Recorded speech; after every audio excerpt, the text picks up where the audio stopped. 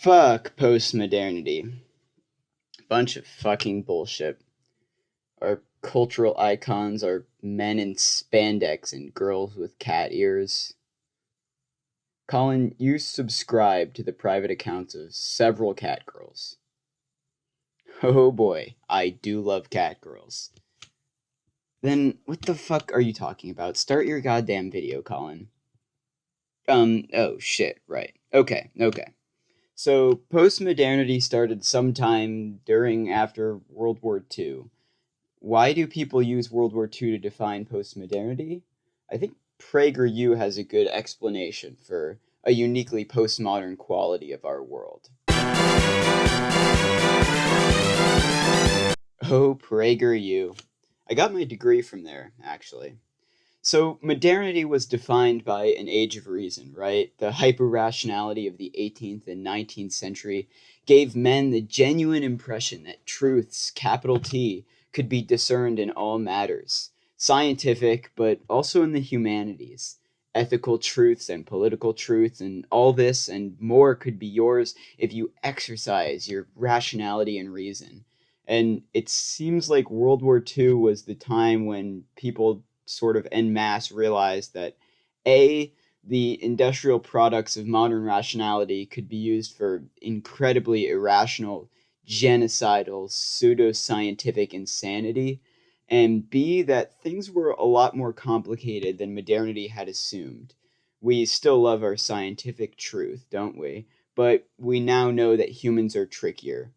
And so, like, why does meme analysis love Freud, Jung, Nietzsche, and the like? These authors, with their attempt to understand neurotic subconsciousness and amorality, paved the way to a new understanding of human nature that doesn't expect people to be rational, but it does expect that everyone possesses rationalizations. And so postmodernity is where everyone has a rational explanation and ideology for their insanity. So, with all this in mind, it's been odd to me that for such a thoroughly postmodern project as analyzing internet culture memes, one of the premier postmodern philosophers hasn't really been brought up. And, this is a man who lived through World War II and felt in his bones the decay of the old ways, and a man who, in truly, relatable fashion, defined anxiety as one of the primary moods which would be felt in and which could reveal the nature of the postmodern moment. So, Heidegger's being in time is, in my humble puppet opinion, one of the most potent tools we have for understanding the world we live in right now and the memes that circulate it. And it's true that Heidegger was a Nazi, but at least he wasn't a fucking incel.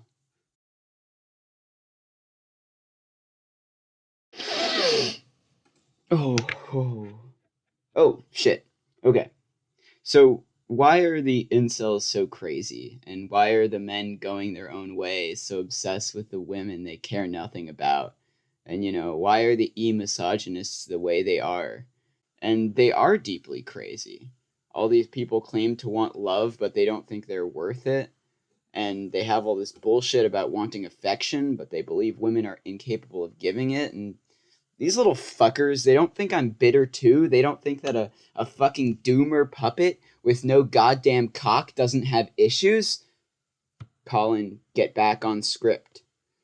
They think they're the only ones who have trouble in this life, and they just whine and whine about it. And what gets me the most is that the manosphere, these acolytes of e-misogyny, are just angry, confused, and slighted like everyone else. Colin, get back on script. And they think themselves unlovable and ugly, but me too. I have fucking green hair and my eyes are all schmagoggled, and you don't see me driving around in my BMW shooting out the window like a goddamn maniac. They're just such little self-pitying fucking normies, just acting like, stop drinking, Colin, get back on script. Fuck you. Okay. So, what I'm trying to explain is why are the e-misogynists so obsessed with women and all their memes are about women? And what do they want out of women? And what are their memes about women tell us about their ideology as a whole? And Oh shit, what's the last fucking question? There was one. Oh, right. So, from a Heideggerian perspective, why do memes matter? So, when we look around the world, we see things as they're relevant to us. This is all Heidegger, by the way. We see a thing as it is useful to us, not as things are materially. A table appears to us as something that you can place things on, not as a plank of wood. Things appear in this way and are invested with value, not just bare percepted objects. And Heidegger calls things which we see not as they are in themselves, but as they are useful to us equipment. The word equipment is like the object is for something and you're using it towards some end. When equipment is useful, when a table is ready to have a mug put down on it, it's ready to hand, ready to be used towards its end, the end we have in mind before we even take note of the thing. Things appear to us as means to an end more so than things in themselves, is subordinate to the in order to of the object. Yeah, more on that in a bit. And so signs work this way too. A sign is a piece of equipment. It's something we see as the sum of its parts and as it's useful to us and as it's valuable to us. But the use of a sign isn't like a table. The use of a sign is indicating. It points to other equipment and things that can be used. So, like when you're driving and you see a sign, you don't see a red metal octagon with some white paint on it. And you don't even really see that the paint spells the word stop. What you see is a stop sign, a command to stop and to circumspect our environment for other cars and for pedestrians, and to reflect on our place in the environment of driving and the legal construct associated with it. And so all these other pieces of equipment, the other cars also don't appear as cars in themselves, but as things to avoid. So seeing a sign is to be obligated to see the environment you're in a certain way and orient your concern accordingly. Signs ask you to take account of some things and not others. And so they tell you wherein you are.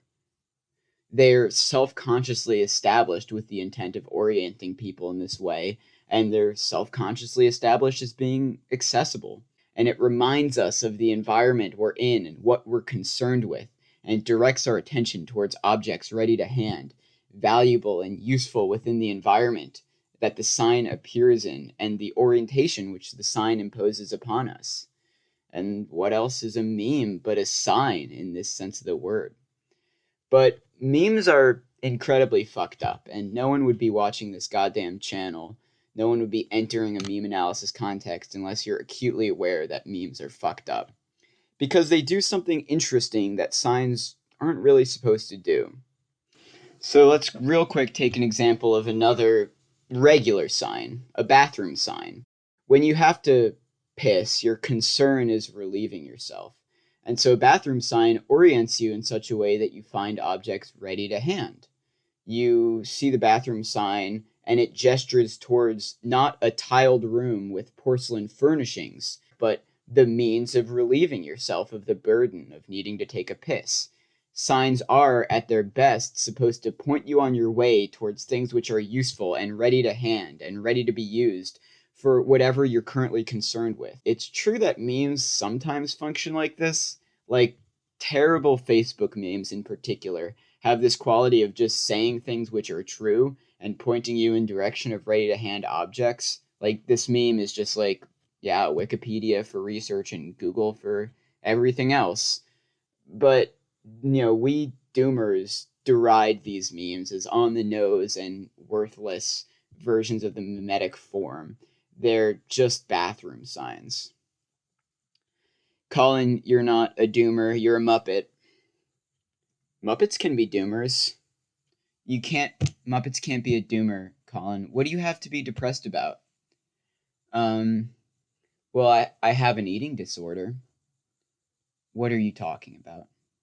I can never eat. I'm always stuffed. Get back on the fucking script, Colin. I'm funny. The audience will think I'm funny. Anyway, these memes are obviously terrible, right? They're just bathroom signs. Fucking worthless. No, what a good meme is supposed to do is what signs do, orient us within our environment towards certain equipment, but it's supposed to show not ready to hand equipment, but broken equipment. Aggravating and disconcerting in its unreadiness to hand. So, take for example, before we deal with the fucking e-misogynist memes, this glorious Simpsons meme.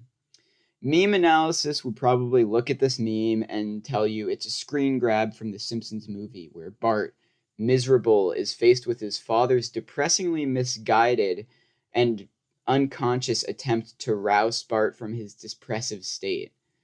The father's inability to access and understand his son's pain, or maybe his enlightened boomer nature, would be what meme analysis, gives his exposition on. But think about this meme in a more Heideggerian sense, as a sign. We don't really see Bart or the Simpsons movie. We probably don't notice Bart's lack of pants. What we're supposed to see is ourselves and the unready to hand job market that the meme is pointing us towards, and the cultural economic anxiety of the 21st century. And in a Heideggerian sense, memes function as this kind of perverse sign, bringing our circumspection not upon a totality of ready to hand equipment, but broken, unready to hand, hyper conspicuous equipment. It's like they show us not what is useful, but what is useless. And useless, broken equipment is a very strange thing indeed. And so memes are supposed to make you hyper aware, because broken equipment make you hyper aware.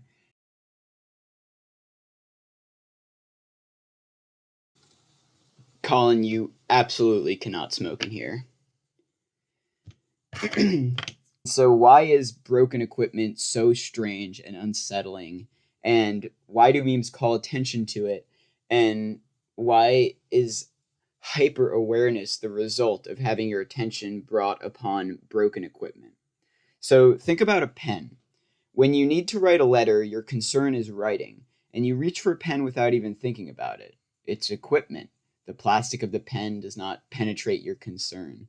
The pen is ready to hand, more a way to write, a way to address your concern than any sort of object in itself. It escapes our conscious notice.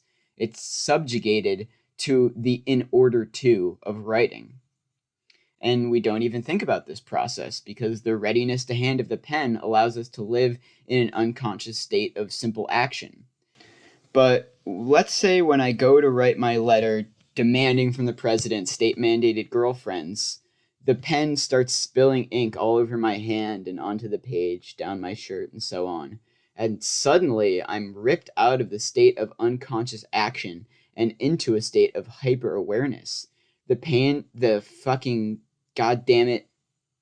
Anyway, the pen has gone from being virtually unnoticed to highly conspicuous. It has revealed itself as unusable, unready to hand. I become aware of it, I study it, I see its materiality, and I see even more than a pen. Because when a piece of equipment is revealed as broken, not only does it become conspicuous, but a whole range of things are lit up along with the pen. We see the for what of the equipment which is now broken, and the in order to of the piece of broken equipment, and what our concern originally was. I even realized that the pen used to be ready to hand, and I never would have known it was ready to hand unless it became unready to hand. And there's just a whole structure of meaning and assignments that become clear when a piece of equipment is broken. And where you're previously acting on intuition and unconscious assumption of value, you're now acting in a state of hyper awareness and self consciousness. And the explicative function of broken equipment is why memes call attention to them. Memes want you in this hyper aware state. Memes want you in the postmodern mode of questioning everything and reassessing assumptions and seeing what was once valuable as useless. And e-misogynistic memes do this a bunch. Objects can not only be conspicuous and explicative because they're broken, but also if they're missing something. So imagine a pen and you put it to paper and it has no little pen nub. What the fuck is the tip of a pen called? I guess pen tip? Whatever. The process of hyperconspicuity and explication of the object concern for which, in order to, is present here, but there's an additional element going on. Because when something is missing a part, it's unready to hand, but it's not only conspicuous, it's obtrusive, it's frustrating, and its presence, I meant to say presence, becomes intolerable. We're all the more obsessed with the piece of equipment because it needs only a single additional element to disappear again as ready to hand, and we desperately want it to have that part, or else we want it gone altogether. You know, you look everywhere for the pen nub before their pen. It's just an obsessiveness. Jesus Christ, that took fucking forever. And just smoke. What the fuck is going on with these Germans, man?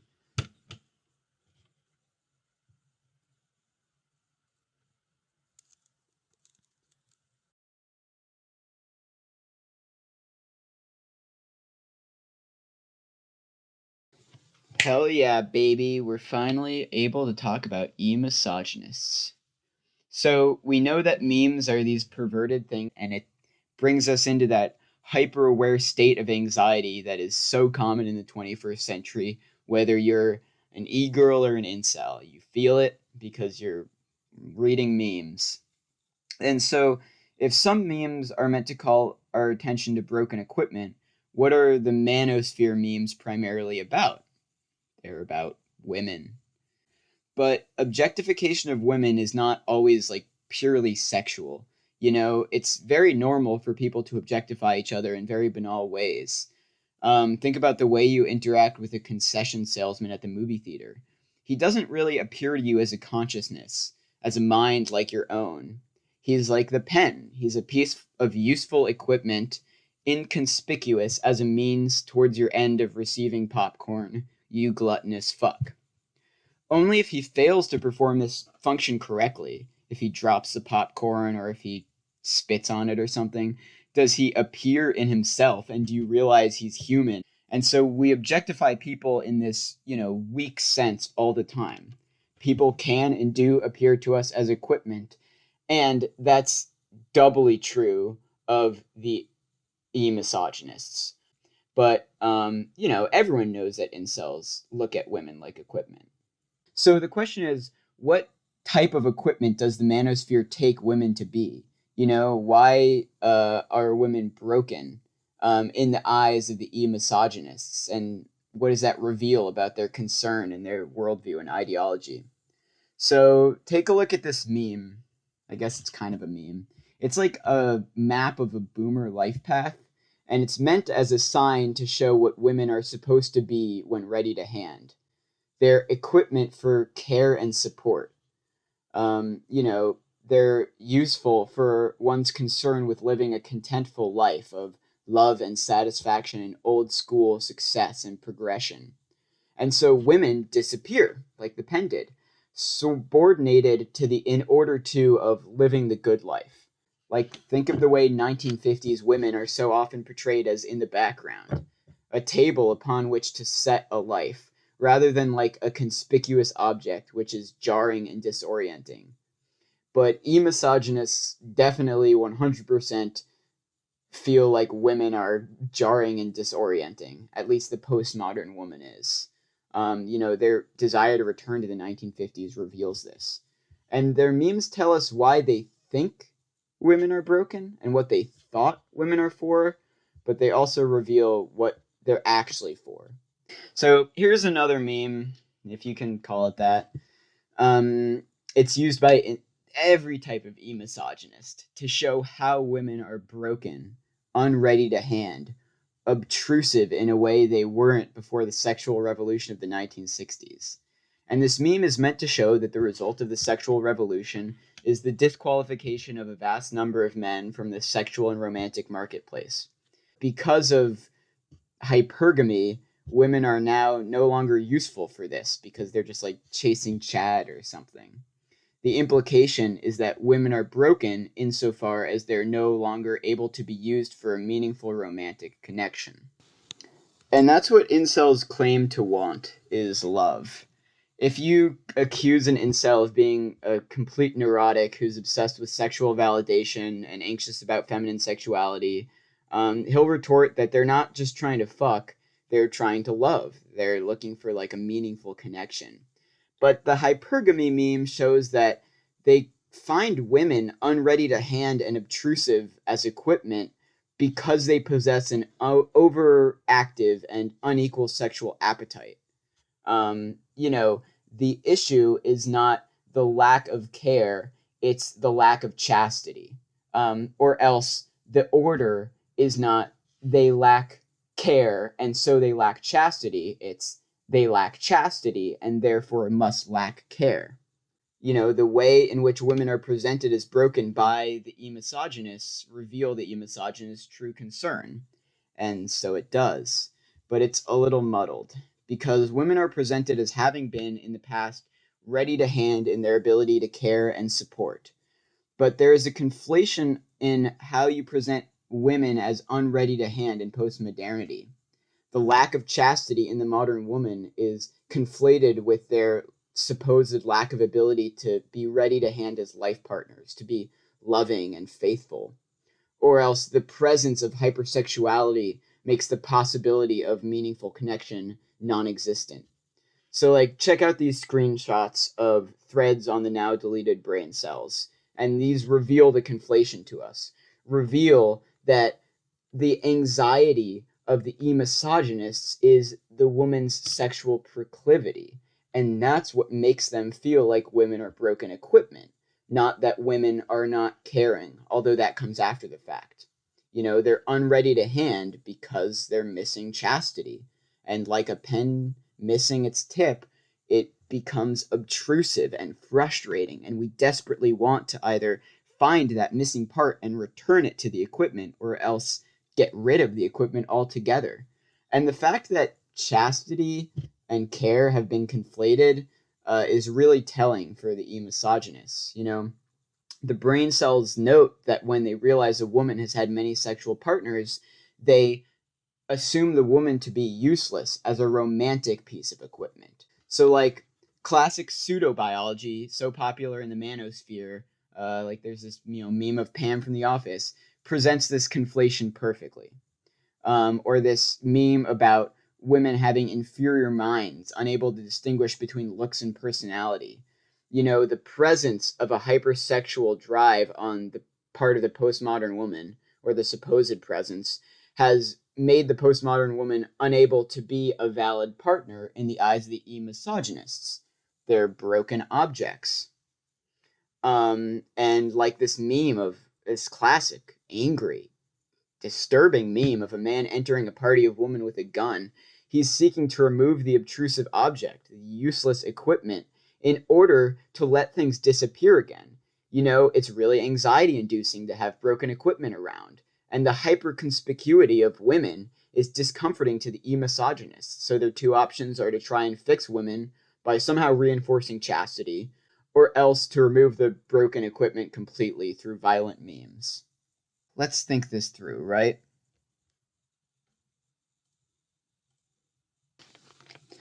So the e-misogynists claim that their concern is love and companionship, and that postmodern women are broken because they're lacking in usability towards this end, towards the in order to of companionship.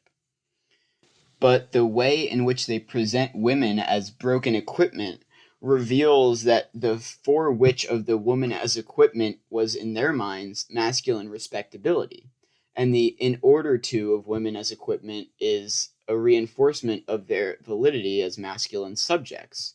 If you actually are, crazy enough to try and date e-girls, you will find out that people who are sexually promiscuous are still very much capable of intense feelings of love and affection, and may very well find a partner whom they choose to love and remain faithful to for an extended, maybe even a lifelong period of time. Um, hypersexuality is in itself sometimes representative of a sort of internal insecurity, but it certainly doesn't preclude the possibility of reaching a place of being capable of being a good companion. But the e-misogynists can't see it this way. And that's because a chaste woman isn't necessary equipment for the pursuit of companionship, but it is necessary for the pursuit of perfect masculine respectability. It reflects poorly on the man, and he's anxious that other men, will call him a cuck, or he can't get that visceral feeling in his stomach out of his body, or he can't get out of his head the idea of his girlfriend in a threesome or something like that. And it denotes that he's the possessor of an inferior piece of equipment towards the end of appearing as a respectable man, not an inferior piece of equipment towards the end of genuine companionship, because a woman's chastity wouldn't factor into that. It would be all these other things which make it clear whether a woman would be a good companion. So women can't be broken equipment if the in order to is care and companionship in the way the e-misogynists say. The manosphere has convinced themselves that women are, in their promiscuity, unable to be used as life partners, but what they're actually unable to be used for is as equipment for reinforcing the masculine notion of having something pure, of having something completely your own, that you're completely in control of, and in sexual control of. So I don't know if these guys actually want to be cared for. I'm sure they do. Everyone does. But it's pretty clear that the desire to be cared for has been displaced with a concern for their masculinity and a place within their masculine hierarchy. Because if women are unready to hand because they're missing chastity, then they must have been for masculine respectability and towards ascension, not within the hierarchy of being cared for, but within the masculine hierarchy. Um, that's just what you have to assume based on the way broken equipment works and on the way that e-misogynists expect postmodern women to be broken. Um, the promiscuous women, provided they've reached that place emotionally, is totally capable of being a valid companion and is capable of care and love, but she's never capable of being a respectable piece of equipment in the mind of traditional masculinists. So that must truly have been the concern of the e-misogynists. Heidegger and his theories have allowed us access to this true concern. They've allowed us to see through the supposed intention of the e-misogynists and see instead their actual concerns. And the e-misogynistic memes revealed to us why they took women to be unready to hand, and so revealed the entire structure of their concern. And as perverted signs, memes show us what is broken, but they also reveal what the authors of the memes were concerned with and why they thought that equipment to be broken. And so we can do not only meme analysis as meme analysis is doing, these really important deconstructions of what the meme is referring to in a very literal sense. What is the neurotic impulse of the meme? But we can do a Heideggerian meta-meme analysis and kind of understand the true intentions of authors of memes. So in a Heideggerian sense, at least, memes matter. Am I living in illusion?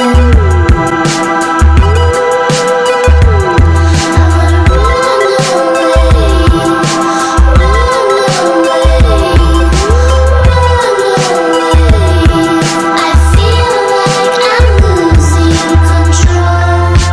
Maybe I should let myself go, 'cause this is so predictable. Colin, this wasn't even a fucking meme analysis. This was a video essay, and a really shitty one at that. We analyzed some memes. There was that Simpsons meme, and the meme with Pam from The Office. There was Some screenshots from brain cells. Meme analysis has already explained incels and doomers and, cucks like 3 times in images and videos, which were 3 times shorter. And all you did, Colin, was give some fucking insane, neurotic soliloquy. Don't worry, the meme analysis audience is definitely a bunch of insane, neurotic soliloquizers. I think we're definitely hitting our demo here. And besides, it really isn't my fault that all the incel subreddits got nuked. My ability to do research on such short notice was severely hampered. You better win that $100, Colin. You owe me a lot of money. Jesus. Okay, fuck. God damn it.